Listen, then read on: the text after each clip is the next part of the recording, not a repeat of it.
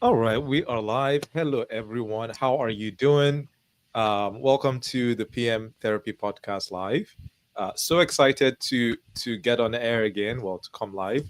So with me is our very exceptional PM career coach, Bumi. Bumi, why don't you introduce yourself to those people that don't know who you are? Okay. Hi, once again. Hello, everyone. And if you're just tuning in for the first time, welcome, welcome, welcome. My name is Bumi, and I am a PM coach, right? I feel like PM is like my second lifeline, actually. So I actually enjoy coaching professionals like yourselves in the PM space. And when I am not doing PM things, I have my second full time job as a very active mom. Like I would always say. So yeah, that's and I enjoy the best of both worlds too. So you're welcome to today's session, and we have a really interesting topic that we'll be delving into. And I can't wait to see how this spans out. Yeah, nice. By the way, before we continue, do you also do PMing in your personal life? Uh do you want the honest answer or the the social media answer? The honest answer. This is PM therapy. Okay, so I do a mix of both. Yeah, It's a good blend of both worlds. Yeah. yeah, no, because that was the poll today. The poll today was like, Yeah. PM. Be honest. Do you all are you also as organized in your personal life? For me, like I feel like I'm very organized in my professional life, but I don't know if it's another side of me that's just rebelling, but I Yeah. just want to leave that at work. I Uh, mean, being a new mom has also taught me a lot of things, and it's so hard to stay 100% organized. I try, yeah, yeah, but then I must admit it could be a bit difficult sometimes. yeah. 100%. All right. So for those of you that don't know, my name is Mukhtar. I'm a PM career coach as well. I've been in the PM space for a while. I've worked in various industries, and I love teaching and coaching, which is why I do this. And what I normally focus on right now is helping people navigate their careers, land jobs that they love. All right. All right. So now the topic for today is AI and the job search, right? So we're going to just talk about how AI is sort of affecting the entire job search ecosystem, if I can put it that way. A tall order, but we'll try. So the way we're thinking of driving this conversation is we're going to look at it from both perspectives, from the perspective of the job seeker and from the perspective of the employer, right? So, the job seeker, there are different, how should I put this out? There are different, I guess, touch points, what before you can actually get the job. So we're going to look at, when it comes to resumes, when it comes to applications, when it comes to interviews, so just the entire, the various touch points or activation points, if I can put it that way, along the job search journey. Like, how is AI impacting the entire journey, right? So that's sort of what we're going to talk about. I hope that makes sense. And then also from the employer's perspective, we're also going to touch on. We're also going to explore how AI is being used now. All right. So, by the way, if you have any questions, just drop them in the chat as always, and or comment, and we will try to get to them, weave them into the conversation. All right. Umi, you ready? Sure, let's go for it. All right. So we're gonna start with looking at the perspective of the job seeker. Okay. And we can start with resumes. So now a lot of candidates use AI to tailor their resumes, right? But the thing is that I've seen some recruiters complain about job seekers using AI. Like some of them, it's almost like you're cheating on your homework, right? So what are your thoughts there, for me? Like what do you think about that? Um, and it's actually quite interesting, Mukhtar, because while we have not a lot now, like a few recruiters complain about people using AI to build their resumes or tailor their resumes, we now actually have a couple of companies that are ready to hire people that are AI savvy, right? So it's like a form of contradiction, right? But to speak Mhm. to what you just said, I would say that AI is actually not the enemy, right? AI is not the enemy. And with the rate at which we're moving, especially with technology, I think a lot of people need to get open-minded in terms of adapting these tools, because it's here to stay, and we're going to see a lot of this, in the near future. The future is already here. So when it comes to using AI to tailor your resumes, I would say to job seekers out there to still have allow your resumes to still have that human touch, right? Because in as much as it is AI, it is not you. You are the ones that have carried out the project. You are the ones that can actually say what your impact is, or what your impact was on the projects that you have worked on. AI can only give suggestions, right? It can only if infer. So at the end of the day, the onus lies on you to still have that human touch on your resumes before concluding that your resumes are very good to go for submission, or for application, right? And on the flip side, when it also comes to how recruiters perceive the resumes, I would say that most resumes also go through ATS systems, which nowadays we have these ATS systems as being AI powered, right? So I'm almost tempted to say it's a case of pot calling the kettle black, right? We have that as like an African adage, right? So yeah, I think having a very good balance to these things, would drive the way forward. Yeah, Yeah. yeah. No, I think you mentioned some interesting points there. Now, for the job seeker, do you have any recommendations in terms of maybe how to use AI for the resume? So, do you start with AI and then end with the human touch, like you mentioned, or do Yes. you So I would say start? that, Yeah, go on, go on. Yeah. all right. So I would say you can start with AI, right? You can allow AI, write your bullet points, give it structure, give it some, yeah, give it structure basically. But at the end of the day, it's still important that you still go in with your voice, right? There's nothing like having that human touch or having that human feel, on your resume. So for speed, when it comes to speed, when it comes to, accelerating your tailoring time, or the time you use to build your resume, I would say you can actually start with AI.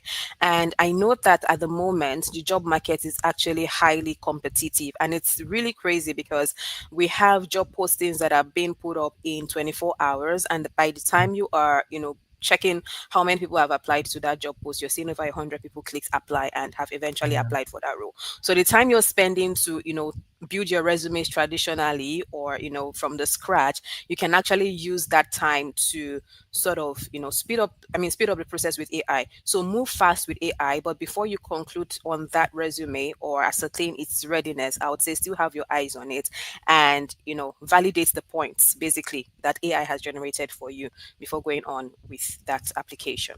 Yeah. Right. Yeah. No, that makes sense. I think from my perspective, I kind of the way I sort of use AI is that I would start with my own thoughts. Like I would just have a brain dump, just Hmm. put it on paper, and then have AI refine, and then I would now like put my own finishing touches, right? So I think that's sort of my system. I mean, if I have an idea of, you know, what I if I have an idea to begin with, so it Yeah. starts with me, AI comes in the middle, and then it ends with me. But if I'm like, you know, if I need help with idea generation, then for me it starts with AI and then ends with me. So Yeah. yeah, no, that's pretty interesting. So I think one thing that we can also share is because there is how do you best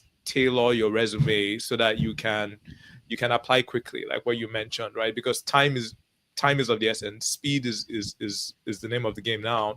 um so one thing that we recommend is that you can build a master resume that will be sort of like a repository of all your skills and all your experience, right? So, this resume might be multiple pages long. It can even be up to like 7 pages long, right? So it's like you have everything that you can possibly, like, everything from your professional experience, if I can put it that way. And then when it's time for you to submit an application for a role, you take that master resume and then you subtract information that's not necessary, and you just have that tailored resume. So I find that, and we found that this method tends to be more efficient, as opposed to Yeah. you always just taking a resume and always trying to like add things. So it's like you're subtracting things as opposed to adding things. I don't know. What are your thoughts there, Umi? Yeah. No, absolutely. I mean, that's a system that has been, that has been proven to work. So the master resume, like we love to call it, is like a bank of, a bank of information. So it has all of your experiences, it has all of your skill sets, within it. It has all of your metrics, right? So once you have that master resume ready, all you have to do is, feed it into a platform like ChatGPT, so to speak, and then you can now run your prompts like, okay, can you tailor this resume against this job description? Now, it's the great thing about AI, in this case, is that it actually sees things that the human eye misses, right? Mhm. So what I would spend hours searching through or even going through, AI might, find those words in seconds, basically. But I think a caveat, has to go in there, and that's the part of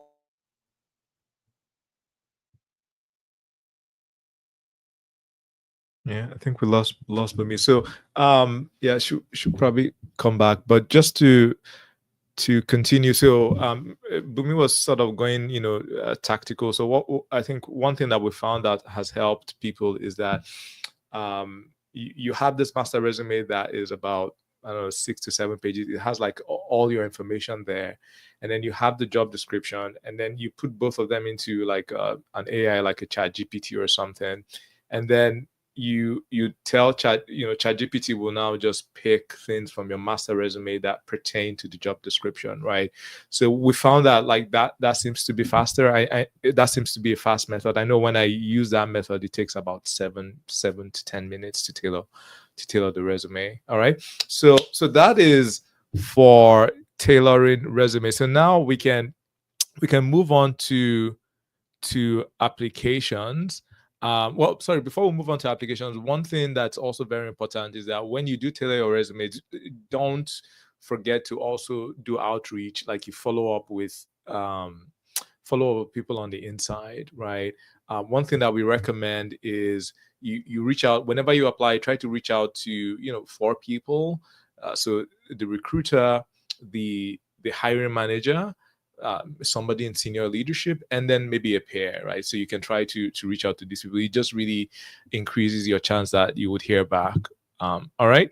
Okay. So now let's move on to applications. All right. Now, how is AI being used for applications? Now, I don't know if some of you have heard about these auto bots. So like they're one of them is like Lazy Apply. So what they do is basically they automate the entire job search for you, right? I think some of these they can do like 1,000 applications at once. um yeah, so I think here are my thoughts. So you have pros and you have cons to it. Am I still live? Okay, yes, I'm still live. Sorry, I thought I lost. So I thought I lost you. So you have pros and you have cons to it. The pro is that you save time. You can do a lot of applications at once, um, and you don't have to deal with the rejections, right? Because the AI is just applying on your behalf to a lot of applications. And at the end of the day, when you do a lot of applications, you're going to get some interviews. Now, the drawback of this system is that, number one, AI hallucinates. So that's one.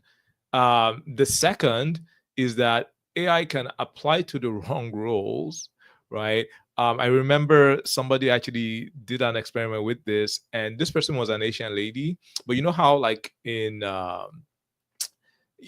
when you're applying, you have to actually fill out demographic information, and the AI actually picked that she was a black person, a black woman, right? So it's like, okay, you're now misrepresenting um, information. So AI hallucinates, and also I think companies are also getting smarter in terms of detecting when people use these tools, and you can end up being blacklisted, right? So I think when somebody used this application, there have been articles written on this, but when somebody use this application, like out of like 1,000 or thousands of applications, they got only about 15 interviews, right? So I mean, you're getting interviews, but your conversion rate is very low, and the other, like, I don't know, 975 or 85 interviews, sorry, the other 985 applications, you don't know what damage that has done, to your professional brand, right? So that would be, these are some things to consider on the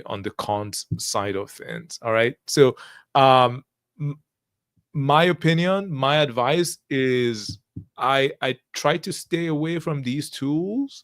I think that you can use AI, but you can use it in terms of speeding up how you tailor your resume, speeding up, how you write emails, how you follow up, and all of that, but not necessarily just being hands off and letting an AI tool, do the work for you. But this is my opinion.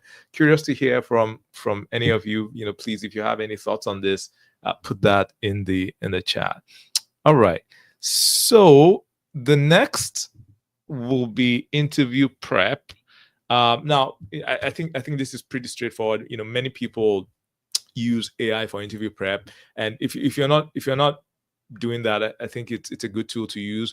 One thing that you can just use, that you can grab the job description, put it in your AI tool, and just ask it, like, what are the top 10 questions that you think will be asked, for an interview that's coming up with this role. You can even challenge AI. Okay, make this even more challenging. All right.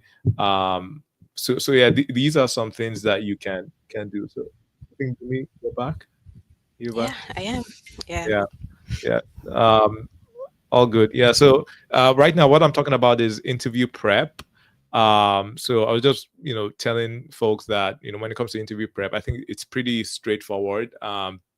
If you want help using AI, you just put the job description in ChatGPT, Claude, or Gemini, and then you can ask it to give you questions that will come out in the interviews. I was also mentioning that you can also challenge AI as well, because sometimes I usually, like, when I'm preparing, I like to be over prepared so that the actual thing is not as challenging. And anything else that you want to share there or chime in when it comes to using AI for interview prep, Bumi? All right, I think we lost Bumi again. She's having internet issues. All right, all good. So now the next one is gonna be live interviews. So now there are a couple of ways that AI sort of feeds into or touches live interviews. Now, there have been reports of people using deep fakes to actually do interviews for them. I think there was according to Resume Genius, about 17% of hiring managers have encountered candidates using deepfake to alter their videos during video interviews. Yeah, so if any of you have any experience, or you've heard about people using deepfakes for interviews, you can put that in the chat. Another one that I've actually seen is when people are using ChatGPT or something live on an interview to get feedback, right? So I've actually seen candidates when I'm interviewing them, or when we're doing a case study live session. It takes them a while to come up with very simple questions. All right. So yeah, this is something that comes up. Yeah, and Bumi, you're back, right? Are you back? Yes, I am. All right, awesome. So right now we are talking about using AI for live interviews. Um, Now, the other thing that I think is coming up now is screening calls. So a lot of times, humans used to do screening calls, but now companies are moving towards using AI at least as that first screening call. Now, I know there's a lot of controversy around this. So maybe we can talk about this a bit, right? So when it comes to AI screening interviews, so the way it works is that you will get a link. Like many companies will just give you, they'll tell you, okay, you're going to do an interview. Some companies don't do a very good job of telling you that it's going to be an AI interview. So it's happened that candidates will show up and then they will actually be disappointed, right? So the the so when you're going to these interviews, you should be as ready as possible. Sorry, I was drawing a blank. I don't know if that made sense, but all right. So screening interviews. Now let's talk about what are the pros and what are the cons. So from the perspective of the hiring team, um, it is more efficient, right? Because the hiring teams are usually flooded with a lot of applications, right? Sometimes they get thousands of applications. Um, so this is a way of them just easily assessing everybody in the candidate pool, right? So it's more efficient. Um, I think another thing is that it is you can think of it that okay, maybe this is a way to have an objective assessment of everybody, right? Because if you have a human there, the human might be subjective. I mean, it depends on depending on their bias, depending on maybe they're hungry or they're tired, their emotional state, right? They can assess people differently. So I don't know. What are your thoughts there, Bumi? Anything you want to add? Yeah, so this is another, really controversial topic, and I'm just going to pin on the bias, when it comes to, these screening calls. I would say that AI might only be as biased as the data it is actually trained on, right? Because I was before I dropped off the other time, I was trying to, make a point in terms of um when you're tailoring resumes, we see things like, generic words, overused buzzwords and the likes, right? AI has its downsides. And in terms of using that to judge how qualified a person is for a role, I think that there might be a bit of bias there, right? It has its own belief, it has its own downsides, So I would say that it also has to do with how it analyzes, this person's qualifications, in terms of how it analyzes like your facial expressions, your accent, you know, there might be a bit of bias there because overall it's a trained system, right? So I would I would say that's not really, that's not really conclusive in terms of I might not be able to pin it down to say AI is actually helpful, when it comes to screening candidates. And I also cannot say it is not helpful, right, when it comes to Mm. screening candidates as well. I would say having a very good balance to things, still counts. If it were possible to have this, so I think this makes me remember, an example of something that happened sometimes last week, right? So there was a case where a client had gone in for an interview, and I had that, recorded. I had encouraged, the client to actually sort of record that interview session. So if I were to be a recruiter, right, I would have my interview recorded, see things from my own perspective, which is the human perspective, and then still run that through an AI system just in case I am missing anything.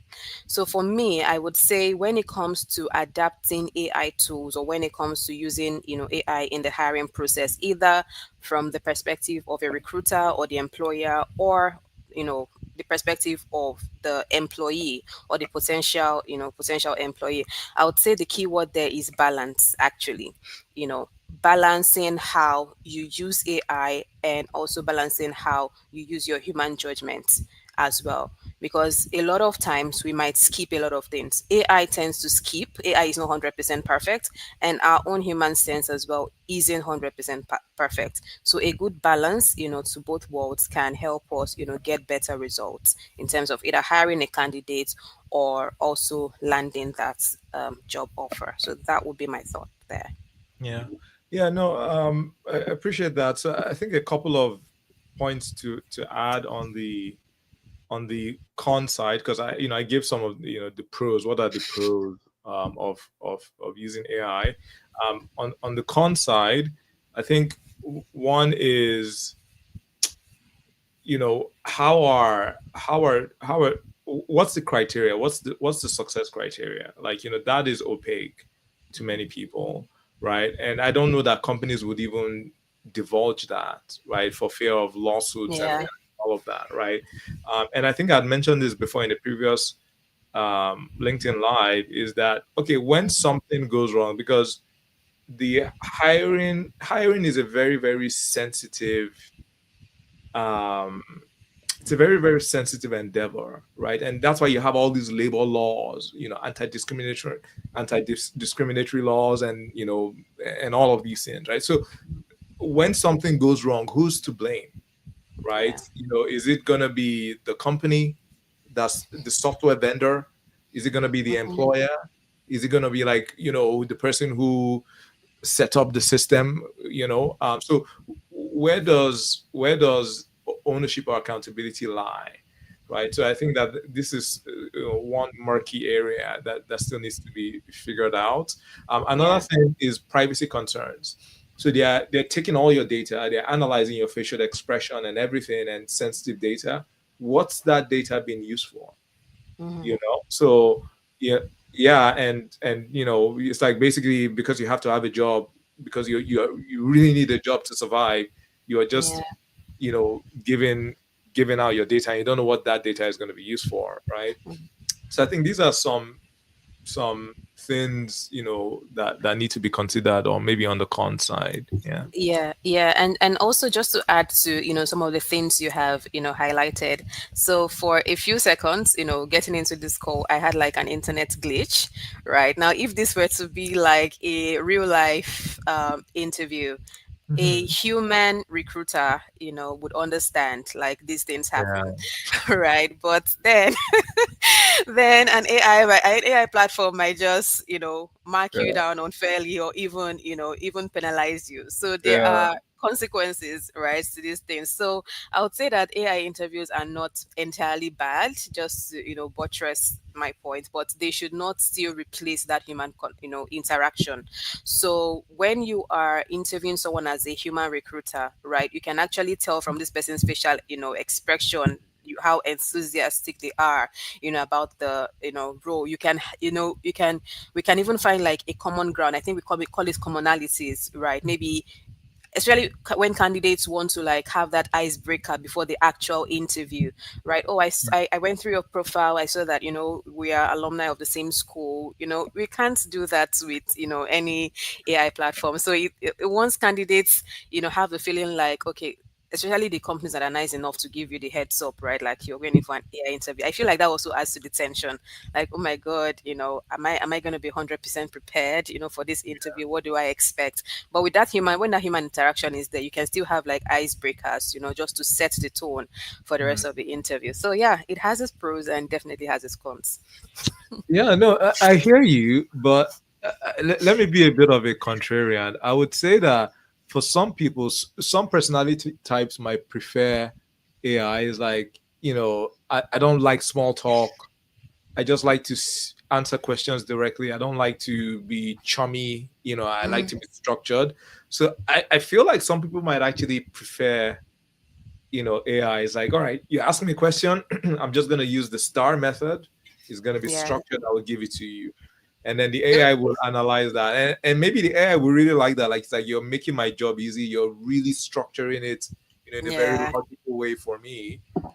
So I don't know. So I think that's where the bias lies, actually, right? Because we don't know what that AI, platform has been trained or not trained with, basically. So what if the AI platform, because I have conversations with ChatGPT, so I feel ChatGPT already understands my voice, it understands my tone and personality, right? Because I have trained it that way. So what if the AI platform has been trained to really be on the soft side, like when it comes to interview processes? Different companies, different policies as well. So yeah, that would be my pushback, on that. It good point. definitely also has its bias. Yeah, no, good point. And like AI is like the they've advanced so much now that you can have different. I know like ChatGPT, you have different voice. You have different you can make it adapt different personalities, right? Like Yeah, I use the voice mode, and it's almost like having a real conversation. Like the yeah, latency definitely. is like down to having a real life, conversation, and you can hear the intonation in the person's voice, like they match your Hmm. own, voice, and they can hear your emotions from your voice, Yeah. like yeah. So because I chat with ChatGPT quite often, so it's like, oh, sounds like you're having a bad day. It's scary, but you know It yeah. feels like a therapist now, like you're Yeah, attending a therapy session. yeah. Actually, it's funny you mentioned that, but that's actually one of the main use cases right now for Hmm. for like these AI tools. So there's companionship, and then there's Yeah. there's therapy as well. Yeah. I mean, it's not something that people necessarily talk about, but like a lot of the use cases are companionship and therapy. So that's Yeah. And that's then pretty. your secret is definitely safe unless there's a data a data leak somewhere. Yeah, yeah. No, your secret is safe with that company, and then they can use that to advertise to you, and before you know it, yeah, you're buying things that you don't know that you don't need. You know. Yeah. All right. So Kevin left a comment saying AI to assist to update your CV just to fast track and tailor specific roles that you're applying to. Yeah. Hmm. Yeah. No, for sure. I think that I think that AI is here to stay, and it's going to even Yeah. become more entrenched in like the entire hiring process. So we need to adapt and use it to our advantage, right? Um, all right, so we're already now talking about AI from the employer's perspective. So I guess we talked about interviews. One thing that I also wanted to chat about is from a screening perspective, like even when it comes to assessing resumes. I know, like a lot of times, I don't know if you've seen this movie, but a lot of times on LinkedIn, there are many recruiters that say, "Hey, the ATS system does not reject." Like there's this anti-ATS, like, no, actually, we read everything. Um, and I don't know. So I haven't worked I've done recruiting, but I haven't been an HR person. So I have to be humble. But to me, I find it difficult to believe that these recruiters, they go through thousands of applications, right? And they go through everyone, because like the impression I get is like, no, no, no, the ATS is not rejecting your this, and like that's actually laughable. We Yeah. Everything is like read by humans. I find that difficult to believe. Like, why would it be? First of all, from a business perspective, like, why is it in the best interest of a company to go through thousands of applications? Like, if you've just gone to 100 and you found a good enough candidates, like, what's the return on investment to go through 1,000? Like, Yeah. it's not a charity, so, and if the job market is using AI and the job market is becoming more productive and the volume of applications have increased drastically, like, I don't know, it makes sense that you would also employ AI to help sort out Yeah. that, right? So I don't know. What are your thoughts there? Well, if I'm to be honest, and this is like my view, my opinion, I definitely do not believe that, right? Because like you said, the time it takes to have human eyes on 1,000 applications, you can as well convert that time to giving feedback to 100 or even 50 people, right? Because most times applications just tend to get lost and recruiters tend to ghost people a lot of times. So Yeah. if you're actually, reviewing these applications, like having human eyes on them, why can't you take that extra time to give a response? At least most people are just really, in quotes, dying for a response. I need to know, did you see my application? Right? Or am I getting rejected, or are you moving on with me? Right. So I feel like that's not true. I think a lot of people right now are a lot of companies right now are heavily, have a heavy use of AI platforms, from their ATS platforms to every other tool they might be using. But in my opinion, I would say that it is not possible to review thousands of applications without involving the use of an AI platform. And that also would tell on the human mind. I mean, by the time you're even reviewing, say, 50 applications in 1 week, unconsciously, right, because you're exhausted or you are tired, or you're hungry or feeling sleepy, you might transfer that emotion into the next applicant's, Yeah. resume, and give like a really biased judgment on that. So for me, I would say they should, companies should just come out plain, right, in their processes, or with their policies, their hiring process or policies, and just tell us what it really is. Yeah, so that's that's my thoughts. Yeah, and the technology is already there. Like, I mean, right now, Hmm. candidates are using AI to tailor their resumes to the job Yeah. description, right? So the technology is there. The same technology can be used to sift through all the resumes and say, okay, these are actually the best 10, Yeah. right? So Yeah. I don't, yeah, that's why it's difficult for me to buy that companies It don't feels do like a that. lot of people are trying to actually fight it, right? A lot of people don't want to admit or they don't want to, accept that AI is actually here to stay, right? Mm, Because why would you say, okay, if we detect the use of AI in your application or in your resumes, we're definitely going to, just reject your application. You're not yeah, even giving that person a chance, yeah, right, to prove themselves. But at the end of the day, most of your tools, within your organization, or even most PM tools right now, I don't know if we should go there, but most PM tools right now are, either fully AI powered, or they have certain features right now, that are AI powered. So it still falls back to what you've said, right? You are rejecting something, and then you are still making use of it yeah. in your organization. So it really doesn't, balance out. Yeah, and many companies are, pivoting, they're maybe calling themselves an AI first company. So they're Yeah. AI first to their customers, but when it comes to the hiring process, no, no, no, Yeah. let's go back and be Luddites, right? So anyway, Yeah. that's pretty interesting. Um, all right, let's see. So we've talked about screening, we've talked about interviews. Now, I think some other aspects that companies use AI. So now I think some companies are now deploying like chatbots, where Yeah. some of these questions that you might have. Okay, how should I dress for the interview? Like some frequently asked questions. So you, instead of you asking the recruiter, you can just ask the chatbot. Mhm. Um, and then when it comes to also scheduling as well, so AI can help with the scheduling instead of that back and forth. Yeah. So I think this is the perspective from the employers. I don't know, anything you want to add there before we wrap up, Bumi? No, I think we've actually touched on, on critical points. But then again, I would say, I think I also said this earlier, that while AI is actually here to stay, it should not replace that actual human, that human connection. The human connection still matters, right? Because you are dealing with humans on a daily basis when it comes to recruiting, so it shouldn't replace it at all. Yeah, for sure. For sure. Yeah. So I guess we can wrap up with maybe just overall advice. So I think you've already started that. One thing that I would add is I would say expect more AI, because the job search market is crazy. Um, HR departments are being overwhelmed. So I think that there would even be more AI just coming into the mix to try to just streamline things. So I would say expect more AI.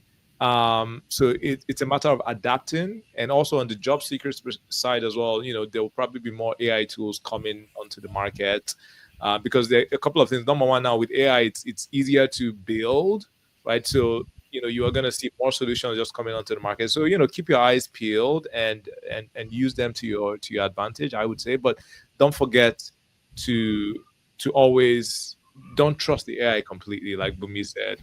The other thing that I'll add is I think building your reputation, your brand. I think that that's even more important now that a lot of resumes are polished. Now it's difficult to find typos in resumes. And resumes are optimized to the T. So finding ways to stand out, like building your brand. I think that that's something that would really help.